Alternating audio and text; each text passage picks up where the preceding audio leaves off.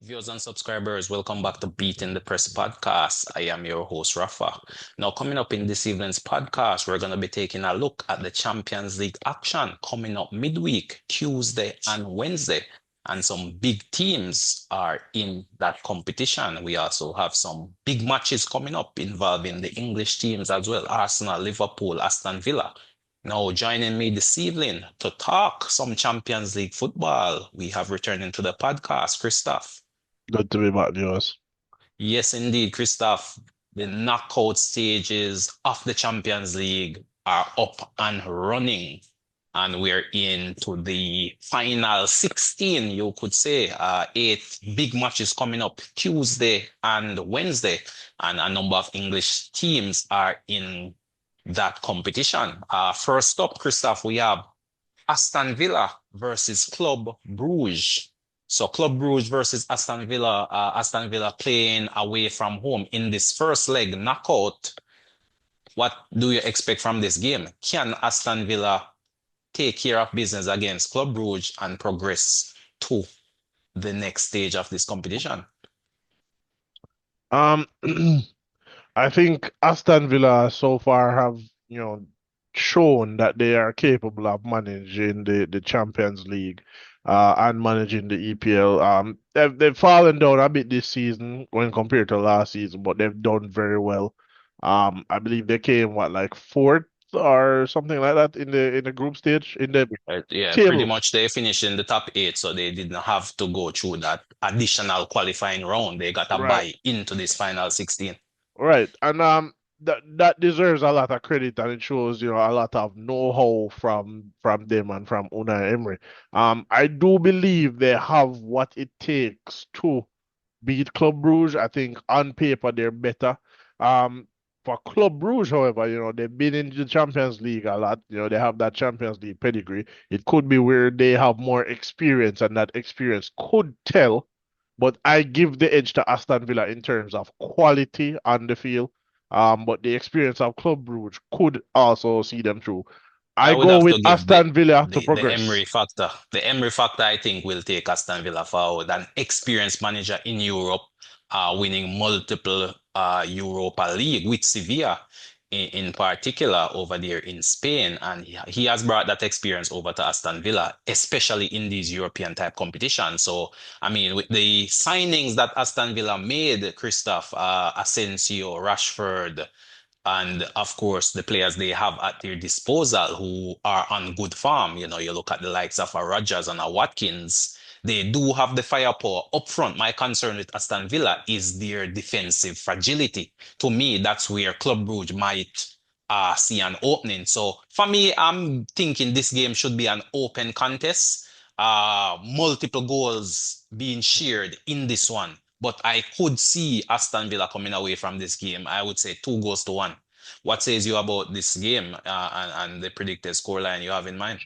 Well, this game, I think I like that scoreline. Not sure it will be the exact scoreline, but I think I I don't know how open this game will be. I think Unai Emery will take a bit more of a conservative approach in this game, but he will want to come away with a win from this match. Definitely, definitely. And as mentioned, the new signings, Christoph, should get the start. I would be very surprised if I don't see the likes of Rashford or an Asensio. Those two signings in particular have been combining well over the last couple of games they have played in, and it seems as if it's an immediate chemistry between these two players, assisting each other and of course scoring Asensio, especially on the end of a number of assists from Rashford, and of course the likes of Rodgers and Watkins, who have been stalwarts for Aston Villa over the last couple of years. They have what it takes as well to really propel this team forward. So I'm thinking away from home, as you say, the approach may be cautious, but I still think both teams will come out of the blocks firing. So I'm gonna call it 2-1 to Aston Villa over Club Brugge. What says you though? Do you agree with that scoreline or do you have something I, else I, in I mind? agree. I agree with the scoreline. I myself, however, not 100% that will be the scoreline. I have a feeling that Aston Villa does come away with the win in this one. How much that is by, unknown to me at this time. Well, I mean, at the end of the day, Club Brugge can't be written off because they did get a big upset. I believe they took out Atalanta, Atalanta. if memory serves me correctly, and Atalanta last season, especially, and even this season, do have some quality players. Uh, and I believe in that game, that was a real shootout game, and Lookman had the opportunity to pull Atalanta back in the game, but missed that crucial penalty kick, and he came under extreme criticism from his coach as he was not the designated penalty taker, but he was the one who stepped up. Stepped up he did, but missed that PK, and that spelled the end of Atalanta. Club Brugge taking care of business. So a Belgium team or a Belgian team, they can't be taken lightly, in all honesty. They do Um, have the pedigree and the quality. So you can't take them lightly. I mean, this is you, the Champions League, it's the best of the best. Any you, card can play, but you definitely can't take them lightly. But that game, that Atalanta game, that was a very interesting match because Atalanta had something like 30 shots on goal, 11 on target, dominated possession. I think for me, it was a matter of goals you don't score get scored on you in this one. So Atalanta did not make the chances. P and Club Brugge capitalized and went through. Um, I wouldn't necessarily write off that game to say Club Brugge was or is the better team over Atalanta. It's just they got the victory on the day, in my opinion. no problem. Yeah, possibly, possibly. I would give them the credit though, to be honest. But this is a different ball game, Aston Villa. So yeah, we'll see how this one plays out. The next big English team in up on Tuesday, Christoph, is PSV versus your team, Arsenal. PSV at home versus the Gunners. What says you about this game? Can the Gunners bounce back with the lack of firepower up front and get a win over this PSV team away from home? Um, I, Should be an I, interesting game. should be an interesting game. There might be somebody else playing center forward in that match. Martinelli potentially playing Why center not forward at the. Trossard though, Christoph? To me, I would play Trossard up there and give Sterling the start. If things are not working out, make a similar change to the change you made in that Leicester game where you pull Sterling, push Trossard out on the wing, and then play Mourinho up front, if that's Uh, the way you want to proceed. But I would I start believe, Trossard. yeah, I do believe that's a fair assessment that they could potentially do. I think it's more a matter of Trossard the second half of the season. Trossard has been very effective out on the left, creating space and creating chances. Yeah, but you Hasn't been don't have a scoring a lot nine. from there. Yeah, he don't have a nine. I He's think an offensive player who have played that role before. You don't have a nine. You do have a winger in the form of Sterling. Granted, he's not producing or performing as such, but I would want to think that Sterling is a better offensive player than a Moreno. In all honesty, when you really break it down, I mean Sterling has been playing on the wing all the days of his life. He has been an offensive player. That has been his career.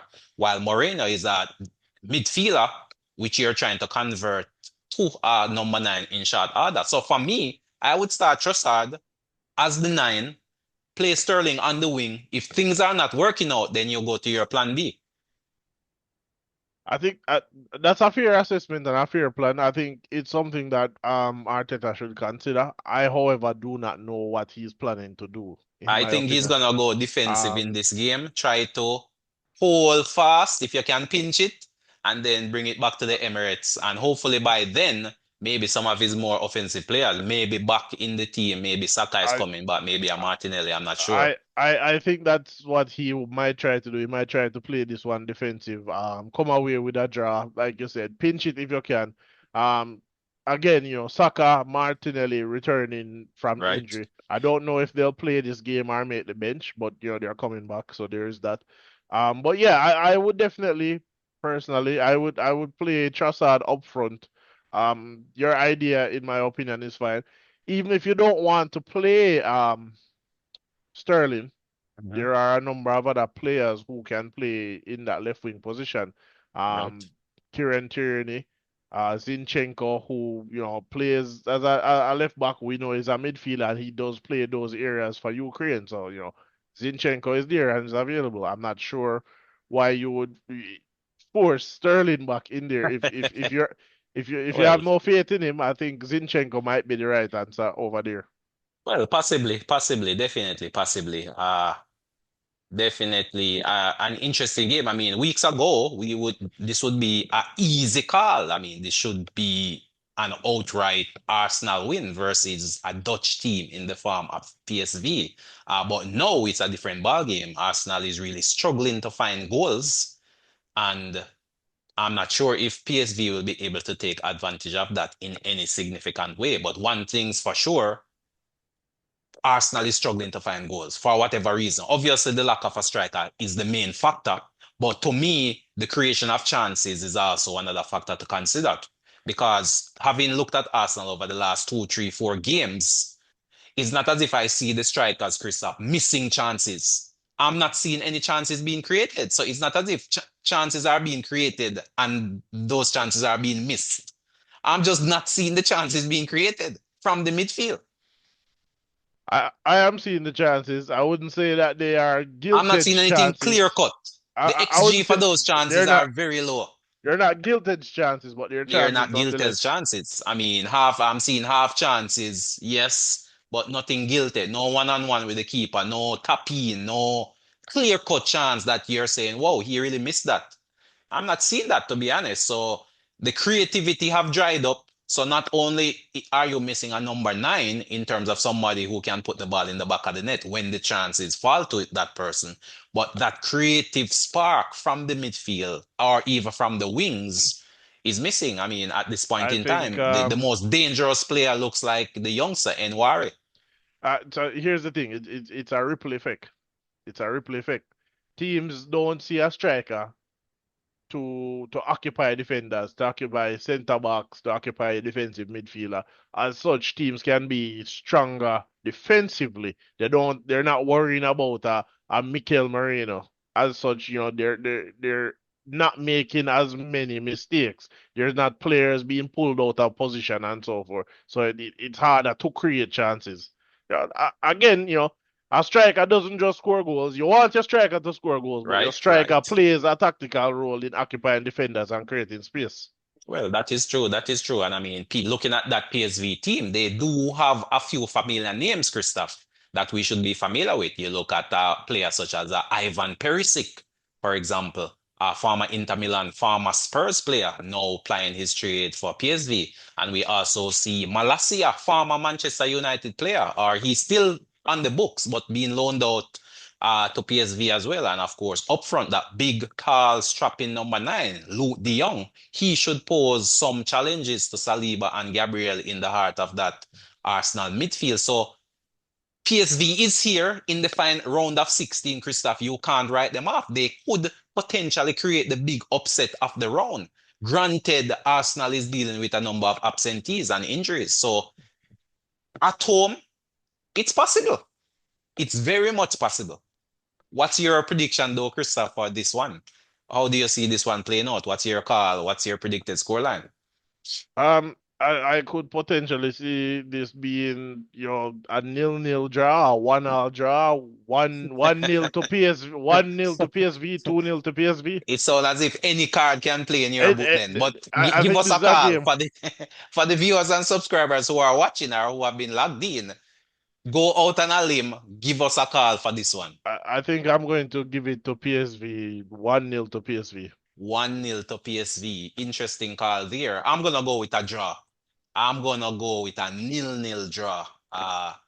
I recently watched an interview with Santos of Nottingham Forest, and he was like saying Arsenal had no striker, so we weren't even concerned. We just clogged up the midfield and let the defenders dealt with the whoever was up there. So I think that was an excellent blueprint for PSV to follow, where you clog the middle, let the defenders play one-on-one which with whoever is striking for Arsenal, whether it be a Trossard or a Moreno, and clog the middle and try to take it to Arsenal from there. So I thought Nottingham Forest presented an excellent blueprint. Arsenal still short on firepower. So I'm gonna go with a nil-nil draw. And I think that is a scoreline that will suit Arteta as well, based on how he seemed to approach these big games where he takes a more defensive approach rather than going for the win. So if he can come back to the Emirates with a even game, then it augurs well for Arsenal progressing to the next round. Because I mean, it's a Champions League, it's two legs. So oftentimes, Christoph, you have to approach these games tactically, especially the first game in this knockout round. You can't necessarily go in full blast. You have to approach it tactically, especially if you're playing away from home, because one game is almost halfway in the tie. So if you can stay in that tie and bring it back to your home turf, then it augurs well for you. Because oftentimes we see in these Champions League knockout game, the team that plays the second leg at home often has a distinct advantage, is what I've seen over the years. And Arsenal have their second leg at home. So it should be an interesting watch for sure. And then the other English team we have in the competition, Christoph, is PSG versus Liverpool. PSG, French champions, versus, you could say, English champions elect in the form of Liverpool. What says you about this game? To me, this is the game of the round. Apart from that Madrid derby where Atletico takes on Real Madrid, I think this game, PSG versus Liverpool, is the game of the round. What says you about this one? How are you seeing it? I don't think it's as a difficult game, in my opinion, for Liverpool. Um, Wow. w- w- all right, That's PSG is not at the level that maybe PSG thinks it is at, or even people thinks PSG is. If you Mhm. recall, Arsenal did dismantle them quite easily in the Champions in the table stage of the Champions League. They beat Man City, but everybody was beating Man City at the time, so that's not really a gauge. All right. I don't think PSG is as good as they used to be. You know, they lost Mbappe, lost Messi, lost a lot of players. So this is not a superstar PSG team. I think Liverpool will win this easily. I don't think it will be a difficult tie for Liverpool. no, I think this is a massive match, to be honest with I you. I I don't think totally so. disagree with you on I that I call there, Christoph. you can disagree. I think this will be an easy game for Liverpool. You'll be looking at Liverpool. Liverpool is likely to win 3-0 Wow, wow, wow. That is a brave ball in this first leg in this first in leg. France. In France, in this first leg, I'm expecting Wow. Liverpool to score minimum 2 goals, but I'm expecting a 3-0 win to Liverpool. Three in a wow, wow. I don't see it that way at all. I believe PSG will score versus this Liverpool team. With the likes of Dembele kicking up a storm over there in France. Maybe they will score, maybe, but I don't see them I beating this I I Liverpool team. definitely see PSG scoring. That's one. So I would say both teams to score for sure. Liverpool should find the back of the net as well. But to me, it's gonna be a tight game. It won't be a walkover for Liverpool. In fact, I could possibly see PSV winning this game 2 goals to 1, in all honesty. It would not surprise me if PSG win. But I'm gonna go with a draw. I'm gonna call this one 2-2, Christoph. I think this is gonna be a game with goals, with swings in the game, a to and fro sort of game. Both teams to score, definitely. Both teams to get on the score sheet. But at the end of the day, I think Liverpool may very well salvage a draw over there in France. Bring it back to Anfield, where I feel they should have enough in them to take this tie. But it's going to be a tight game. I don't think it's going to be a walkover as you're predicting. I think this is probably a nightmarish matchup for Liverpool. Having finished top of the table in the first round. This is what surprised me. How can you finish top of the table and you're drawing such a massive giant such as PSG? I'm questioning the format of this Champions League, Christoph, this new I, format. I think you're overestimating PSG.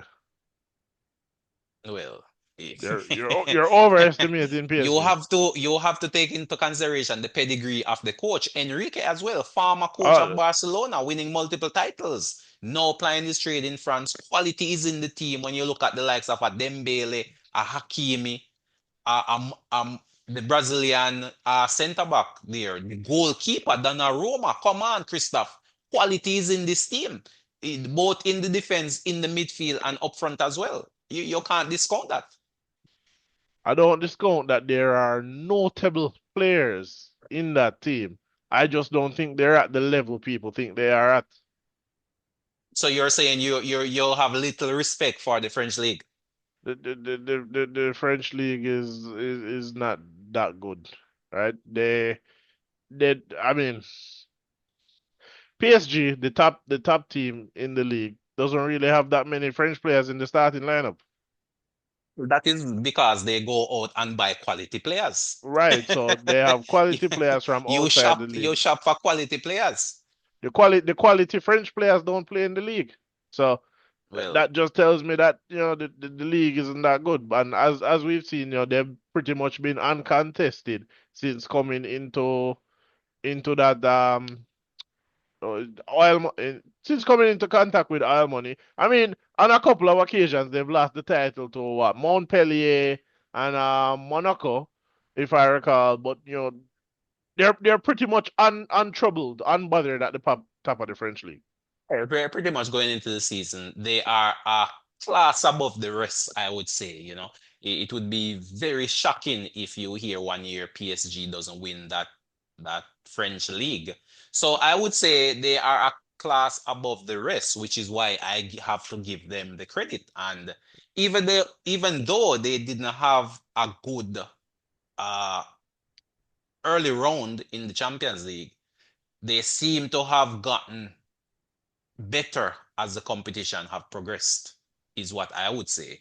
Hence, probably the reason they were drawn against Liverpool because they pretty much barely scraped in to that qualifying spot in the early stages of the Champions League. So, at the end of the day, the table doesn't lie. So, while I believe Liverpool should get the better of this team, I personally feel it will be a very tight affair in this one. You know what just occurred to me? This Champions League format is very similar to how the Americans do their sports. I don't know if that's where they're drawing this new format from.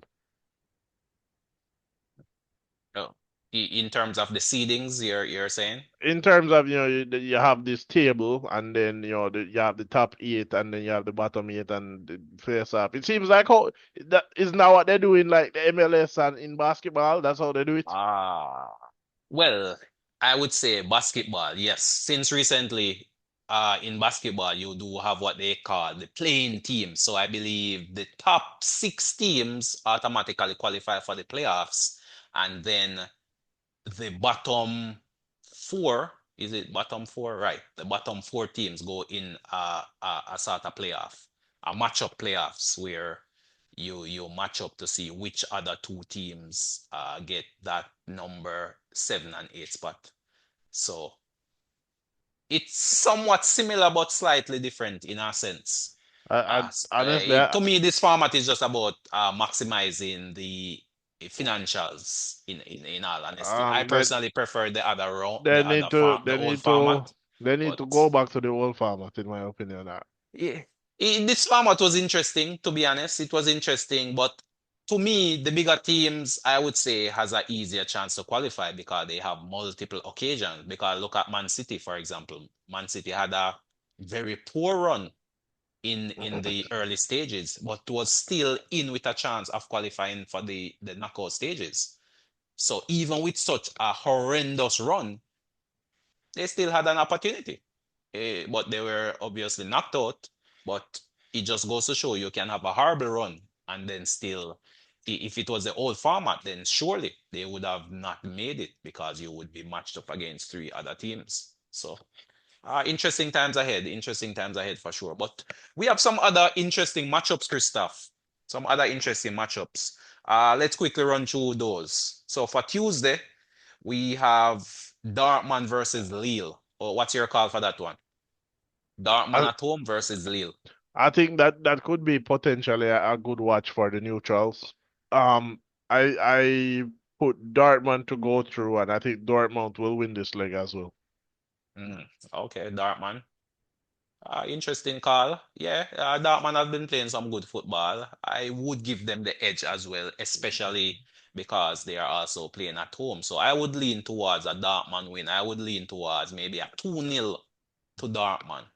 Then we also have the big Madrid derby, Christoph. We have to give a highlight to that game. Real Madrid versus Atletico Madrid, the first leg taking place at the Bernabeu, the home of Real Madrid. What's your call for that game? Th this first leg, you would expect Real Madrid to win at home. The overall tie, I give the edge to Madrid, to Real Madrid, but you know, Atletico do have that know-how. You know, Diego Simeone is a very good coach defensively. Wouldn't be surprised if he decided to park the bus and play on the counter attack. No, that Atletico Madrid is long gone, Christoph. Diego is no longer parking any bus. He Desperate is now times, you know, if he taking the game to you with the likes of oh Alvarez, formerly of Man City. Griezmann is still kicking in goals here and there, and I see Conor Gallagher, former Chelsea player, putting in some crunching tackles over the weekend and really making a name for himself over there in La Liga. So for me, Christoph, I this is one of the games I feel will upset the apple cart. I'm going Atletico Madrid to win this tie to win the and tie, progress. to go through. Yes, to win the tie. For this game, I'm gonna call a draw. I'm gonna call a 2-2 draw for this first leg game. But I am expecting them to progress to the next round. So I'm backing Atletico. I feel Atletico will upset Madrid. I mean, we saw Madrid, Real Betis, led by Anthony, getting the better of Real Madrid over the weekend, Christoph. So the form that I'm seeing from Madrid is not very convincing. The form I've been seeing from Madrid was not very convincing, in my opinion.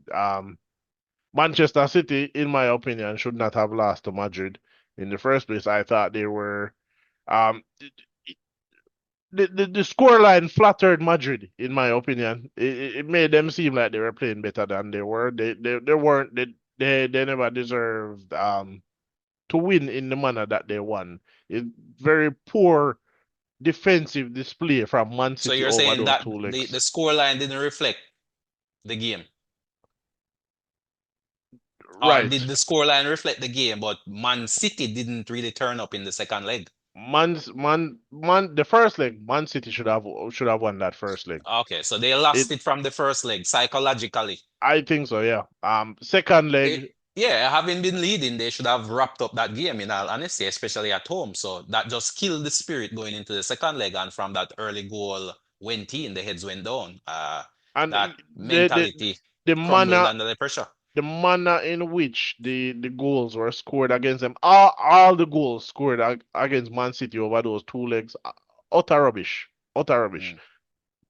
If a team was defending well, not one of them would have scored. So you're saying Atletico has what it takes to not be making those silly errors. I think so. Yes, and you know they're more familiar with playing a Real Madrid, playing That's a right. That's right. Vinicius Junior, a Plus, Jude why Bellingham, I give Atletico the edge as well, Christoph. The second leg is being played at Atletico's home stadium. That is why I give them the edge, in all honesty. To me, having seen the Champions League over the years, most times when you check the statistics, the percentages favor the team playing the second leg at home.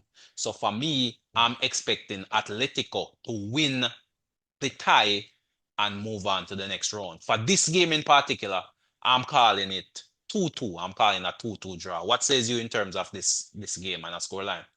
I like the scoreline that you have done there 2-2. Again, yeah, I feel Madrid being at home. And as we've seen a lot, you know, referees sometimes tend to favor the home teams in these games. So, you know, potentially, I think Madrid has the edge there. I don't think they're very good this season, in my opinion. They keep proving me wrong though, and getting results somehow. Right? Um, but you know, Mbappe seems to be picking up form. It was poor on the weekend.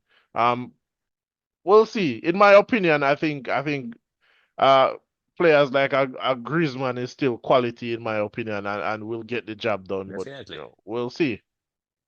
We'll see. That should be a very good matchup, especially for the neutrals. That game is the one of the games taking place on Tuesday. So we move on to Wednesday, Christoph, and we have some very good matchups on Wednesday as well.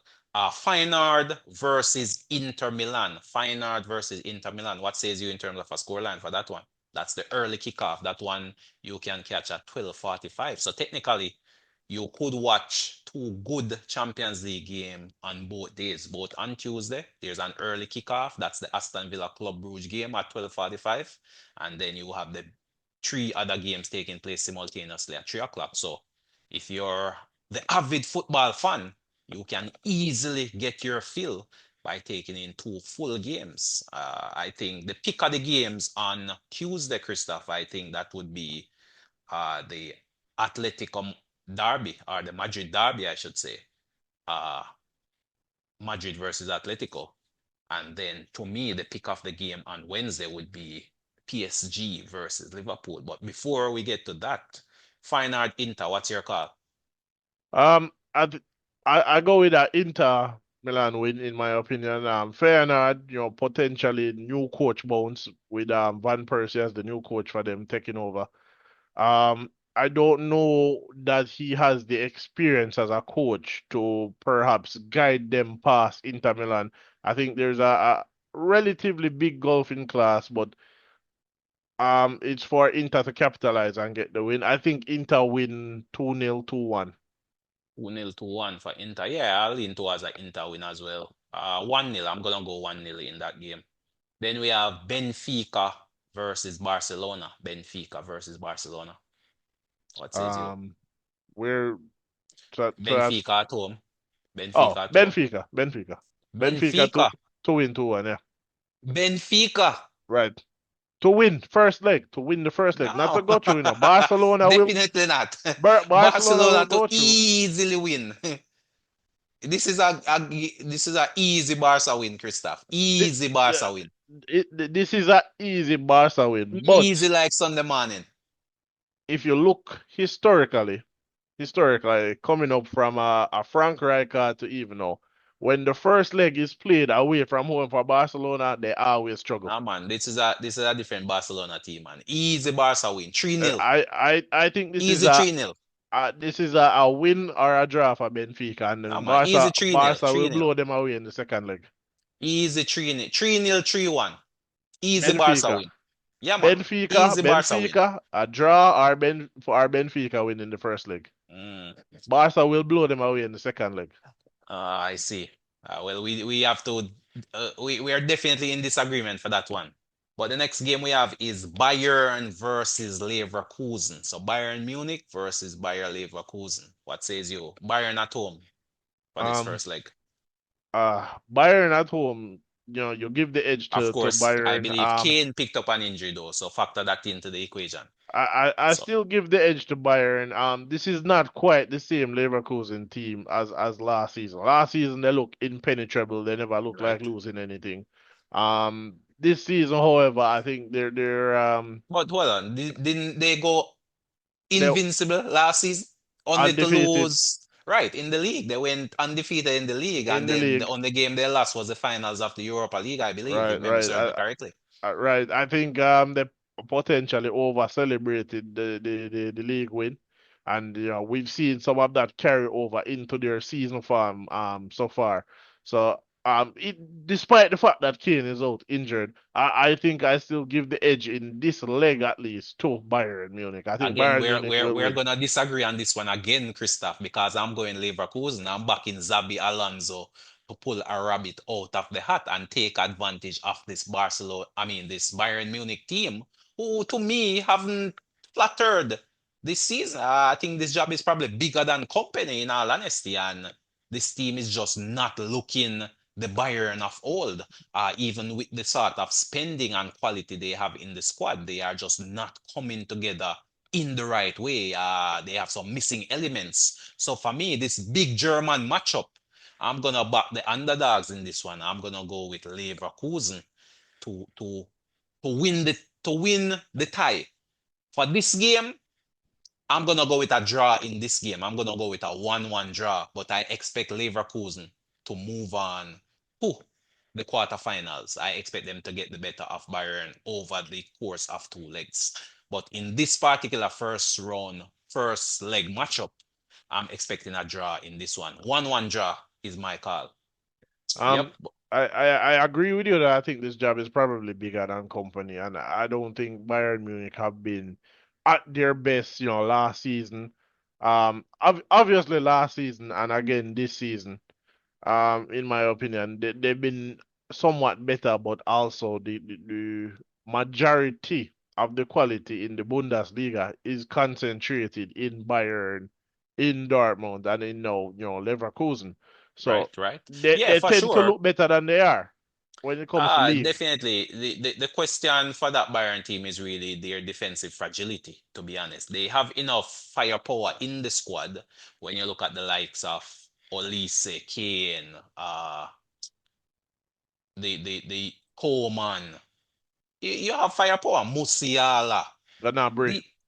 The, right. So these are guys who can put the ball in the back of the net. The question mark is defensively. They seem not to have developed any sort of cohesive centre back partnership. The centre backs they've brought in have failed over the last, I would say, 2, 3 years. They got rid of Delight. He was a big buy who was expected to be uh, uh, Delete.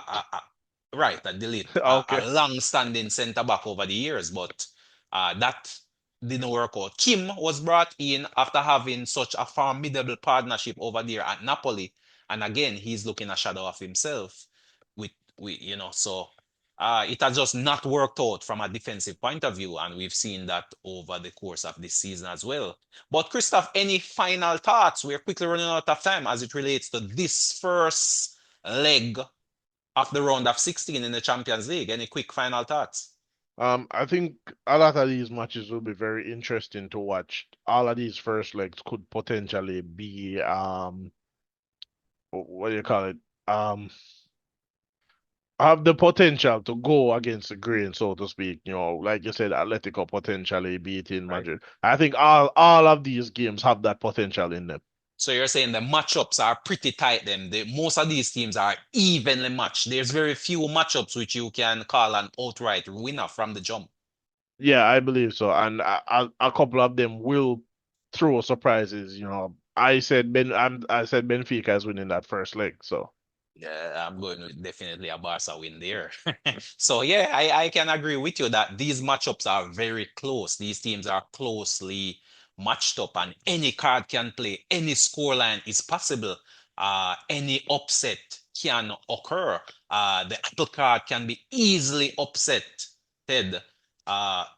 with this level of competition in this Champions League round of 16 first round matchup. So I'll definitely be locked in to my TV set and I'll be glued as it relates to these matches. But viewers and subscribers, thank you again for tuning in to us here on Beating the Press podcast. Please continue to support us by sharing, liking, and if you haven't hit that subscription bell, leave us a comment. Tell us what your predictions are. But until next time, this is Rafa signing off.